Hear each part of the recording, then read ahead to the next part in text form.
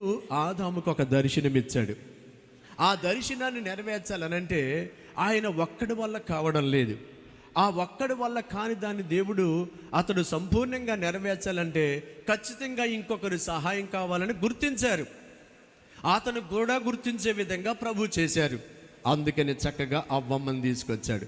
వారిద్దరు కలిసి దేవ దర్శనాన్ని నెరవేర్చాలి. ఈ భూమి మీద వారు ఫలించి అభివృద్ధి పొంది విస్తరించి భూమిని నిండించి దానిని లోపరుచుకోవాలన్నది దేవుని ఉద్దేశం. అప్పటికే అపవాది కబంధ హస్తాల్లోకి వెళ్ళిపోయిన ఈ సృష్టిని తన కొరకు సంపాదించాలని, ఈ భూమి మీద తన కుటుంబం ఉండాలని దేవుడు కోరుకున్నవాడై ఆయన తన కొరకు ఒక కుటుంబాన్ని ఏర్పాటు చేసుకున్నాడు. కాబట్టి ఆదాము చేయవలసిన పనిని నెరవేర్చడానికి to be an help mate అద్భుతంగా అవ్వం వచ్చింది. అలాగుననే మైకేల్ గారు ఇప్పటికే మీలో కొంతమందికి తెలియని వారి కోసం చెప్తున్నాను. మీ ఊరు వచ్చి మీ ఊరు అబ్బాయి గురించి నేను చెప్పడం ఏంటి? ఒకవేళ ఫేస్బుక్లో మైకేల్ సతీష్ కుమార్ అని కొట్టండి, అద్భుతమైన రీతిలో ఆ బిడ్డ ఎంత మంచి పనులు చేస్తున్నాడో. ఒక రకంగా చెప్పాలంటే సేవకులైన వారు సంఘాలలో మాలాంటి వారు ఇంకా పెద్ద దైవజనులందరూ కూడా కొంచెం బిజీ అయిపోయి ప్రసంగాలు చేయడంలో బిజీ అయిపోతే ఆ సంఘ పరిచర్యకు పునాది అయినటువంటి ఆ కరపత్రాల పరిచర్య, సువార్తను ప్రకటించే పరిచర్య వీధి వీధులలో ఏమాత్రం సిగ్గుపడకుండా ప్రభు కొరకు నిలిచే అద్భుతమైన పరిచర్య మైకేల్ సతీష్ కుమార్ గారు చేస్తూ ఉన్నారు. అందుని బట్టి నేను హృదయపూర్వకంగా సంతోషిస్తూ ఉన్నాను. ఆయన రాష్ట్రాలు దాటి వెళ్ళిపోతాడు, జిల్లాలు దాటి వెళ్ళిపోతాడు. ఆయన ఇంతవరకు ఒంటరిగా ఆయన ఎండదెబ్బ తగిలేస్తుందో, మంచినీళ్ళు తాగాలో, మజ్జిగ తాగాలో ఏం పట్టించుకోడో. అందుకే దేవుడు పక్కనే శిరీషాన్ని తీసుకొచ్చేసాడు. ఏమండి ఎండదెబ్బ తగులుతుందండి, టోపీ పెట్టుకోండి, మజ్జిగ తాగండి బాబు, మంచినీళ్ళు తాగండి అని ఇక్కడ నుంచి శిరీష చూసుకుంటుంది. కాబట్టి ఇక్కడ వరకు అలుపెరగని అద్భుతమైన యవ్వన కాలంలో సేవ చేశారు మైకేల్ గారు. ఇక మీదట అద్భుతమైన రీతిలో శిరీష సహాయంతో ఇంకా గొప్ప పరిచర్య దేవుడు వారి ద్వారా జరిగించబోతున్నాడు. దేవునికి స్తోత్రం చెల్లిద్దామా? మేము మాట్లాడుకుంటున్నామండి బాబు, మీరు చెప్తా ఉండండి అన్నవారు గట్టిగా దేవునికి స్తోత్రం చెల్లిద్దా. మాట్లాడుకోమంటారా? మీరు అలాగే మాట్లాడుకుంటారా? ఏదో 4 మొక్కలు మీరు వింటే ఏదైనా ఉపయోగపడవచ్చు, ముఖ్యంగా వారికి ఉపయోగపడాలని. కాబట్టి పెళ్ళిలో మనము దేవుని వ్యవస్థ కనుక దీన్ని గౌరవించడం అని అంటే దేవుని మాటలు వినబడుతున్నప్పుడు మీరు సైలెంట్గా ఉండడం, అది గౌరవప్రదం. ఈ పెళ్ళికొడుకుని పెళ్ళికూతురిని గౌరవించడం అని అంటే మనం పెళ్ళికి వచ్చిన మనం ఇక్కడే కాన్సన్ట్రేట్ చేయడం. మరి మీరు అలా చేస్తారని నేను మరొకసారి విశ్వసిస్తూ నేను ముందుకు వెళ్తా ఉన్నాను. ఒక్క 10 నిమిషాల్లో మన వివాహ కార్యక్రమంలోకి వెళ్ళిపోతాం. మీరు చాలా జాగ్రత్తగా గమనించండి. అమ్మా మీరు కూర్చోండి మెల్లగాని. ఇక మీరు త్వరగా కూర్చోవాలి. మీరు అటు ఇటు తిరుగుతూ మాట్లాడుతూ ఉంటే ఏం మాట్లాడతారు? ఇక్కడ మైకిల్ ఎంత డిస్టర్బ్ అవుతున్నాడో తెలుసా? లేచి వద్దాం అనుకుంటున్నాడు మీ దగ్గరికి. ఏమొస్తాడో నన్ను చెప్పమన్నాడు. ఆయన మనసు ఎరిగి మాట్లాడుతున్నాను నేను. మరి ఎంత దారుణమా? ఎదురుకుండా నిలబడిపోయి వినండి. కాబట్టి వారిద్దరు కూడా అద్భుతమైన రీతిలో వివాహ వ్యవస్థలో ఉండాలని మైకేల్ ద్వారా దేవుడు గొప్ప పరిచర్య జరిగించాలని దేవుడు తీసుకుని వచ్చాడు. కాబట్టి Shirisha, always you remember you are suppose to be a help mate to Michael Satish Kumar, an evangelist, a would be pastor. కాబట్టి పాస్టర్ గారికి, ఈ ఎవాంజలిస్ట్కి నువ్వు సహకారిగా వచ్చావు. ఇదంతా భాగ్యం గనుక శిరీషకు గొప్ప భాగ్యాన్ని ప్రభు ఇచ్చాడు. అందుని బట్టి మేమందరం కూడా మా స్థానిక షారూను ప్రార్థన మందిరం, ఆ ఊరు వారందరూ సంతోషపడుతున్నారు. మంచి యవ్వన బిడ్డ దొరికాడని చాలా సంతోషం. గనుక శిరీష ఎప్పటికీ ఒక మంచి హెల్ప్ మేడ్గా ఉండాలని ప్రభు కోరుకుంటా ఉన్నాడు. ఇక నేను ముగింపులో ఏమంటే చాలాసార్లు వివాహ వ్యవస్థలో ఎక్కడ లోపాలు రాకుండా, ఇబ్బందులు రాకుండా ఉంటాయా? ఖచ్చితంగా వస్తాయి. అందుకనే యోహాను సువార్తలో ఉన్నదాన్ని చదివించారు పాస్టర్ గారు.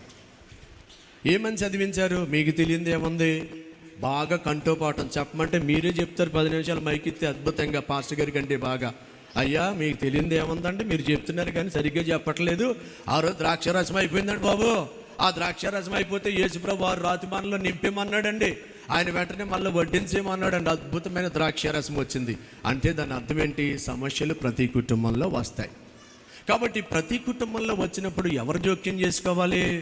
పెద్దల్లో పెడతా, వాళ్ళకి చెబుతా అని అంటే కాదు అని మనకు ఒక పాఠం చెప్పడానికి దేవుడు రాయించాడు. అక్కడ వెంటనే ఏంటండి యేసు ప్రభు దగ్గరికి తీసుకొచ్చేయాలి సమస్యని. కాబట్టి మైకేల్ శిరీషాలకు రాబోయే రోజుల్లో ఈ రోజు ఉన్నట్టుగా అందరం ఉండి వాళ్ళు ఏసీలో కూర్చోబెట్టి అందరూ కూడా ఈరోజు గౌరవంగా చూసినట్టు ఏం చూడరు. రేపు నుంచి వాళ్ళ పని వాళ్ళే చేసుకుంటారు. ఒరే మీ పని మీరు చేసుకుంటారా అని వదిలేస్తారు. కాబట్టి ఖచ్చితంగా కొంచెం డిఫరెన్సెస్ వస్తాయి, కొన్ని ఇబ్బందులు వస్తాయి. అలాంటి ఇబ్బందులు వచ్చినప్పుడు వారు యేసయ్య దగ్గరికి వచ్చేయాలి. అందుకే భక్తులు ఏం చెప్పారనంటే, ఎవరైతే యేసయ్య మాట వింటారో వారు ప్రజలందరూ కూడా మాట వినేవారిగా దేవుడు వారిని చేస్తాడట.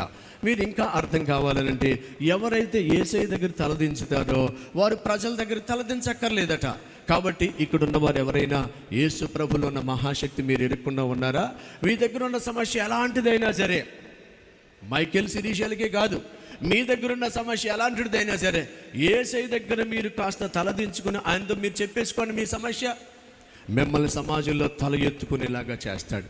కాబట్టి కొన్నిసార్లు భోజనాల దగ్గర రావచ్చు. ఇప్పుడు వచ్చింది అనుకోండి, పెద్ద ఇబ్బంది ఏమీ లేదు, వెంటనే తణుకులో ఉన్న రెస్టారెంట్ నుంచి రప్పించేస్తారు మైకేల్ గారు. ఆల్రెడీ ఆయనకి మంచి నెట్వర్క్ ఉంది. అలాంటి సమస్యలు కాదండి. కొన్నిసార్లు భార్యాభర్తలు ఇద్దరి మధ్యనే కొంచెం అండర్స్టాండింగ్లో లోపాలు రావచ్చు, మిస్అండర్స్టాండింగ్.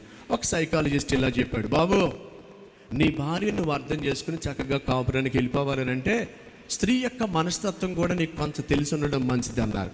అలాగే స్త్రీకి కూడా పురుషుని యొక్క మనస్తత్వం తెలిసి ఉండడం మంచిది అని చెబుతూ వచ్చారు. కనుక ఆ డిఫరెన్సెస్ని నేను క్లుప్తంగా 2-3 చెప్పి నేను ముగిస్తాను. మీరు చాలా జాగ్రత్తగా ఆలోచించండి. మగవారి యొక్క లేక పురుషుని యొక్క బ్రెయిన్ స్ట్రక్చర్ అంటండి ఎలా ఉంటుందో తెలుసా? అమ్మా వింటున్నారా? స్త్రీలు బాగా వినండి, లేకపోతే ఇక్కడ ఉన్నటువంటి భార్యలైన వారు జాగ్రత్తగా వినండి. పురుషులైన వారి యొక్క బ్రెయిన్ స్ట్రక్చర్ అంటండి ఎలా ఉంటుందనంటే కంపార్ట్మెంట్స్ కింద ఉంటుంది. కంపార్ట్మెంట్స్ కింద ఉంటుంది, బ్లాక్స్ లాగా ఉంటుంది. ఇంకా చెప్పమంటారా? మీ పోపు డబ్బాలు ఉంటాయి అరలో, ఆ అరలాగా ఉంటుంది మీ ఆయన గారు బొర్ర. అమ్మా వినండి, ఆ అరలాగా ఉంటామేంటి బాబా? అయితే తీసి చూడమంటారా? పొరపాటు పని అలాగే ఎవరు చేయకూడదు. మీరు గమనించుకోండి. అంటే ఆ వర్కింగ్ నేచర్ అలా ఉంటుందని ఆయన చెప్పాడు. ఆ వర్కింగ్ నేచర్ అలాగ అరలుగా ఉండడం అని అంటే, ఒక బాక్స్లో ఉన్నాడు అనుకోండి, ఆ బాక్స్లో ఏముంటే అందులోనే ఉంటాడట పురుషుడు. మరలా నెక్స్ట్ బాక్స్లోకి వెళ్ళాడు అనుకోండి, అందులోనే ఉంటాడట పురుషుడు. సపోజ్ నన్నే చెప్పుకుంటాను, మీ మీద చెప్తే ఎలా ఊరుకుంటారు? ఒకవేళ నేనే డ్రైవింగ్ చేస్తున్నాను అనుకోండి, ఇంకా ఆ టైంలో ఎవరు మాట్లాడినా లేకపోతే ఏం చేసినా ఒక పురుషుడిగా నా కాన్సన్ట్రేషన్ ఆ డ్రైవింగ్ మీదే ఉంటుంది. మాట్లాడకుండా ఏమని అని అంటాను నేను. కాబట్టి నేను వేరే వాటి మీద కాన్సన్ట్రేషన్ పెట్టను. పురుషుడు ఎలా ఉంటాడంటే డ్రైవింగ్లో ఉంటే డ్రైవింగ్లో, మ్యూజిక్లో ఉంటే మ్యూజిక్లో, ఆఫీస్కి వెళ్ళాడంటే ఆఫీసే, మొత్తం భార్యను మర్చిపోతాడు, పిల్లలు మర్చిపోతాడు, ఆ క్యారేజ్ ఇవ్వాలన్నది మర్చిపోతాడు, ఇంటి దగ్గర ఏం జరుగుతుందో మర్చిపోతాడు. మీరు అనుకుంటారు స్త్రీలు చాలామంది, ఆయన ఆఫీస్కి వెళ్తే మేము ఎవ్వరం గుర్తురాం. కాదు, దేవుడు అలా డిజైన్ చేశాడు. ఆయన ఒక బ్లాక్లోకి వెళ్ళాడంటే, ఒక కంపార్ట్మెంట్లోకి వెళ్ళాడంటే దాని మీదే మనసు పెడతాడు. కాబట్టి మనసు అంతా అక్కడే ఉంటుంది. ఉద్యోగంలో ఉంటే ఉద్యోగంలో, ఇంటికాడ ఉంటే ఇంటికాడే, మరలా ఆఫీస్ మ్యాటర్లు గుర్తురావు. అలాగా మానవుడు, పురుషుడు అలా ఉంటాడట. అందులో ఇంకొక బాక్స్ ఉంటుందని చెప్పాడు ఆయన. అదేంటనంటే ఎంటీ బాక్స్ అని అన్నాడు. నల్ బాక్స్ అని అంటే ఖాళీగా ఉంటుంది, అందులో ఏమీ ఉండదు, ఖాళీగా ఉంటుంది. అందుకే మీరు ఆలోచించుకోండి, పురుషులైన వారు అప్పుడప్పుడు, అమ్మా మీరు గమనించారా, పొలం గట్టు మీద కుర్చీ వేసుకుని కొంచెం కాస్త ఇలాంటి అలవాటు ఉన్నవారు ఇలాగనేసి ఉఫ్ మన పైకి గాలి మేఘాల్లో కూదేలేని ప్రయత్నం చేసి రిలాక్స్ అయిపోతాడు. ఇంకా అసలు ప్రపంచంలో ఏమీ గుర్తుకు రాదు ఆయనకి. అలాగుననే పురుషుడు కూడా ఆఫీస్ నుంచో లేకపోతే పనిలో నుంచి ఇంటికి వచ్చినప్పుడట అలాగే ఉండిపోతాడట. కొన్నిసార్లు అలాగే ఉండిపోతున్నప్పుడు, ఏమండే ఏం చేస్తున్నారు అని అడిగిందట ఒక భార్య. ఏం చేయట్లేదా? ఏం చేయట్లేదని నాకు ఎప్పుడు చెప్పారేంటి, నాకేం చెప్పరు మీరు అని అన్నదట ఆవిడ. నేను ఏమీ ఆలోచించట్లేదే, ఏమీ లేదా. ఏమి లేకపోవడం ఏంటి అని అంటది. అంతే అక్కడ గొడవ. మగవారు అప్పుడప్పుడు పురుషులు ఆ ఎంటీ బాక్స్లోకి వెళ్తారు, రిలాక్స్ అయిపోతారు, అంతే. నల్ బాక్స్ ఉంటుంది వారి లైఫ్లో. కాబట్టి వారు ఏ బాక్సులు ఉంటే ఆ బాక్సులు ఉంటారు, అంతే. అప్పుడు వెంటనే ఆమె ఏమీ చెప్పకుండా నీవు అలాగే ఉంటున్నావు అని అంటే వెంటనే వారట ఏమైపోతారు తెలుసా? ఇదేంటి, నేను ఏమీ లేదు, ఊరికే రిలాక్స్ అవుతుంటే అలా మాట్లాడుతున్నారేంటి అని ఆయనకి వెంటనే యాంగ్రీ బాక్స్లోకి వచ్చేస్తాడు. ఆయన యాంగ్రీలోకి వస్తే యాంగ్రీలోనే ఉంటాడు ఆ బాక్స్లో, తొందరగా దిగడం మళ్ళీ కూలింగ్ బాక్స్లోకి. కాబట్టి చాలా సీరియస్ అయిపోద్ది. అందుకనే ఒక ఆయన అన్నాడు సైకాలజిస్ట్, అమ్మా మీ ఆయన గారు ఇంటికాడికి వచ్చినప్పుడు రిలాక్స్ అవ్వడానికి ఆ ఎంటీ బాక్స్లోకి వెళ్ళిపోతే చక్కటి వేడి కాఫీ పట్టుకుని టీ పట్టుకుని వెళ్ళి, ఏమండి టీ తాగండి అని అంటే అప్పుడు నీ బాక్స్లోకి వస్తాడు, ఫ్యామిలీ రిలేషన్ అనే బాక్స్లోకి. కాబట్టి పురుషుని యొక్క మనస్తత్వం ఇలా ఉంటుంది అని చెప్పారు. అందుకనే చూడండి, ఒక బాక్స్లో ఉన్నప్పుడు దాని మీద దృష్టి పెడతాడన్నారే. పెద్ద పెద్ద హోటల్లోకి వెళ్ళండి, ఇంట్లో మీరు గట్టి తిప్పేస్తున్నారు కానీ పెద్ద పెద్ద హోటల్లో ఎవరో లేడీస్ ఎవరు ఉంటారండి? ఎవరుంటారో తెలుసా? మెన్ చెఫ్ ఉంటారు. 5 స్టార్ హోటల్లో, 7 స్టార్ హోటల్లో వంట చేసేది ఎవరో తెలుసా అండి? స్త్రీలు కాదు, పురుషులే చేస్తారు. ఎందుకనంటే ఆయన వంట అనే బాక్స్లోకి వెళ్ళాడంటే దాని మీద దృష్టి పెడతాడు. అందుకనే man can focus on single issue అని అన్నారు. సింగిల్ ఇష్యూస్ మీద ఉంటాడట ఆయన. మరి అదే స్త్రీ అయితే ఎలా ఉంటుందో చెప్పండి బాబు అని అనుకుంటున్నారు. నేను చాలా తీవ్రంగా నేర్చుకోవాలని చదివేశాను, అవన్నీ కూడా వినేశాను. అప్పుడు ఆయన చెప్పారు చక్కగా, స్త్రీ యొక్క మైండ్ అటండి ఎలా ఉంటుందో తెలుసా? మల్టీ టాస్క్ లాగా పనిచేస్తూ, ఒక్క మాటలో చెప్పాలనంటే ఫ్యాన్ సర్క్యూట్లో వైరింగ్ ఉంటుంది చూసారా? ఆయన ఇంకొక మాట చెప్పాడు. ఆయన చెప్పాలనంటే అర్థం చేసుకోవడానికి అన్నాడు, ఇప్పుడు బాగా ప్రాచుర్యంలో ఉన్న నూడిల్స్ లాగా ఉంటుంది అన్నాడు. నూడిల్స్ ఎలా ఉంటాయండి? ఏదైనా దానికి ఒక మొదలు ఉంటుంది, ఒక సొత ఉంటుందా? ఇటు ఉంటుంది, అటు ఉంటుంది, ఇటు ఉంటుంది, అటు ఉంటుంది. కాబట్టి దానికి ఒక బాక్స్ లాగా ఒక సిస్టమేటిక్గా ఉండదు. కాబట్టి ఇక్కడ మనం చూస్తే ఇటు నుంచి అటు, ఇటు నుంచి ఇటు, ఇటు నుంచి అటు వెళ్ళిపోతూ ఉంటుంది. అందుకనే పెండ్లైన వారు పెద్దలు చెబుతూ ఉంటారు, అనుభవనీయులు, స్త్రీతో పెట్టుకున్నప్పుడు ఇదిగో ఎక్కడికి వెళ్ళిపోతుందో తెలుసా? నువ్వు ఈ 2024లో మాట్లాడతావు, ఆవిడ 1989లోకి వెళ్ళిపోద్ది. ఆవిడ ఎక్కడికో ఇక్కడ మొదలు పెడితే అక్కడికి, అక్కడి నుంచి ఇక్కడికి, ఇక్కడి నుంచి ఇక్కడికి, నువ్వు ఎక్కడ మొదలు పెడతావు అమ్మగారింటికి, అమ్మగారి నుంచి అక్కడి నుంచి ఎక్కడెక్కడికో వెళ్ళిపోతుంది. ఆవిడ పని చేసే విధానం ఎలా ఉంటుందో తెలుసా? మల్టీ టాస్క్గా పనిచేస్తుంది. ఆవిడ ఒకేసారి చాలా పనులు చేయగలుగుతుంది. అదే పురుషుడైతే ఒక్కొక్క బాక్స్గా ఉంటాడు కనుక ఆయన ఏ పనిలో ఉంటే ఆ పనిలోనే దృష్టి పెడతాడు.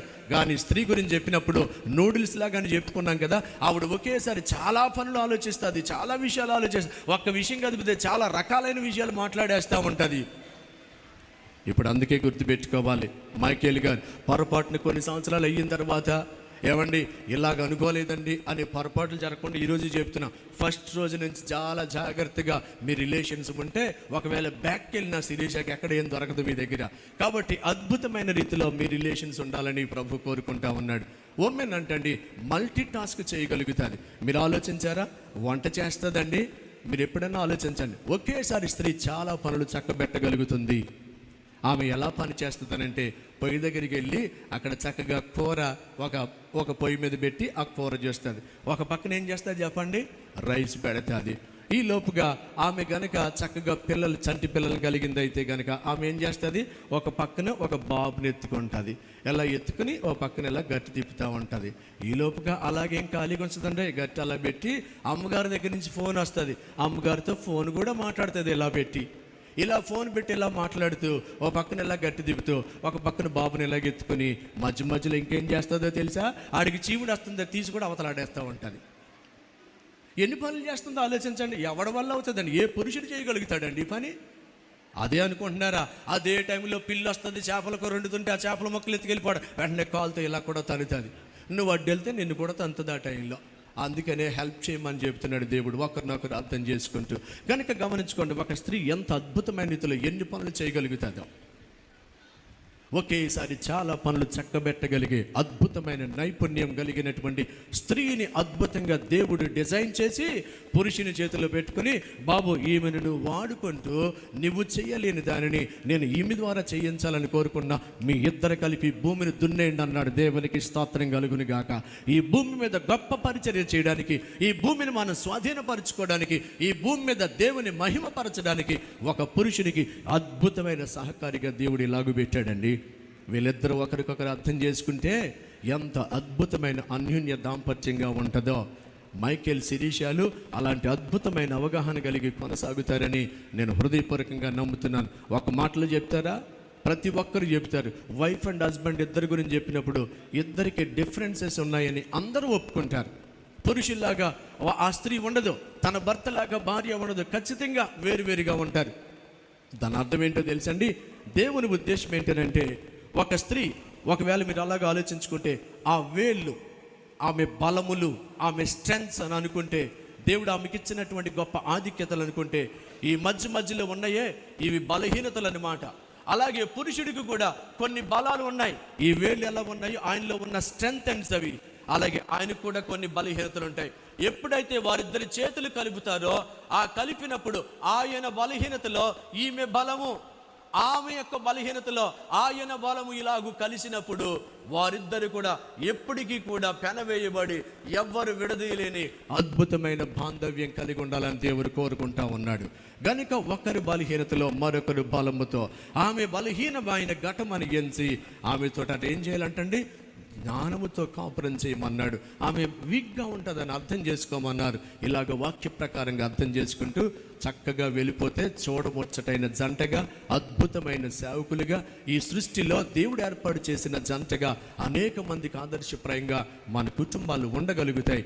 ఆ రీతిగా దేవుడు మైకేల్ గారిని అలాగే శిరీషాని చేయాలని నేను హృదయపూర్వకంగా కోరుకున్నాను. ఇప్పటికే వారిద్దరు దైవికంగా ఎదగడానికి తీర్మానించుకున్న అద్భుతమైన యవ్వన బిడ్డలు. నేను హృదయపూర్వకంగా నమ్ముతున్నాను, రాబోయే రోజుల్లో ఆ బిడ్డలిద్దరి ద్వారా దేవుడు గొప్ప పరిచర్య ఈ భూమి మీద జరిగించును గాక. మా సంఘములో నుండి శిరీష ఒక దైవజనుడి భార్య అవుతుందనంటే అందుని బట్టి మేము సంతోషిస్తూ ఉన్నాం. దైవజనుడి భార్య అవుతున్నందుకు, అది కూడా భక్తి కలిగిన బిడ్డకు భార్యగా ఆ బిడ్డను దేవుడు చేస్తున్నందుకు మేము ఎంతగానో సంతోషిస్తున్నాం. దేవుడు తప్పకుండా వారిరువురిని రాగల దినాల్లో అనేక ఆత్మలు సంపాదించడానికి, ముఖ్యంగా అనేక యవ్వనస్తులను ప్రభు కొరకు సంపాదించడానికి, సంఘాలు కట్టడానికి ప్రభు వాడుకుని ఈ భూమి మీద గొప్ప పని దేవుడు వారి ద్వారా జరిగించును గాక.